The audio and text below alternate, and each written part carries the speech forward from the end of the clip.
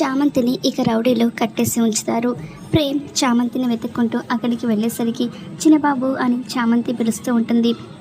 ప్రేమ్ చామంతిని చూసి తన దగ్గరికి వెళ్తూ ఉంటాడు. ఇక రౌడీలందరూ కూడా వచ్చి ప్రేమ్ని కొడుతూ ఉంటే ప్రేమ్ అక్కడ ఉన్న రౌడీలందరినీ కూడా ఒక్కొక్కరిని చితగొడుతూ ఉంటాడు. ఆ తర్వాత చామంతికి ఉన్న కట్లన్నీ కూడా విప్పేసి చామంతిని అలా ఎత్తుకుంటాడు. అలా ఎత్తుకునేసరికి చామంతి ప్రేమ్ని చూస్తూ ఉంటే ప్రేమ్ కూడా చామ్ని అలానే చూస్తూ ఉంటాడు.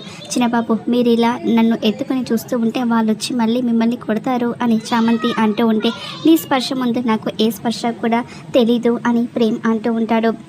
ఇక చామంతి మాత్రం ప్రేమ్ని అలానే చూస్తూ, ఏంటి మీరు నన్ను ఓడించడానికి వచ్చారా అని అడుగుతూ ఉంటే, ఎంత మాట అన్నావు చావ్, నేను నిన్ను తీసుకెళ్ళడానికి వచ్చాను, నేను నిన్ను గెలిపించడానికి వచ్చాను అని ప్రేమ్ చెప్తూ ఉంటాడు. ఇక రౌడీలందరూ కూడా వచ్చి మళ్ళీ ప్రేమ్ని కొడుతూ ఉంటే ప్రేమ్ చామంతిని ఎత్తుకొని ఇక చామంతితోనే ఆ రౌడీలందరినీ కూడా తరిమి కొడుతూ ఉంటాడు. ఇక అక్కడి నుంచి తప్పించుకొని కార్ దగ్గరికి వస్తూ ఉంటారు. ఇంతలో ఇక నిషా విజయ్కి జయ నుంచి విడాకులు ఇప్పించండి జడ్జి గారు అని చెప్తూ ఉంటుంది. రమాదేవి ఇక ఎలాగైనా సరే చామంతి ఓడిపోతుంది అని సంతోషపడిపోతూ ఉంటుంది. జడ్జి గారు తీర్పు చెప్దాము అని చామంతి కోసం చూస్తూ ఉంటారు. ఇక ప్రేమ్ చామంతి ఇద్దరు కూడా కార్లో బయలుదేరుతూ ఉంటారు. కార్ స్టార్ట్ అవ్వకపోవడంతో ఇక ఏమైంది చిన్నబాబు అని చామంతి అడుగుతూ ఉంటే, తెలియట్లేదు, కార్ స్టార్ట్ అవ్వట్లేదు అని ప్రేమ్ టెన్షన్ పడిపోతూ ఉంటాడు. మరి చామంతి కేసు ఎలా గెలుస్తుంది, ఎలా వస్తారు, ఏం జరుగుతుందో చూద్దాం.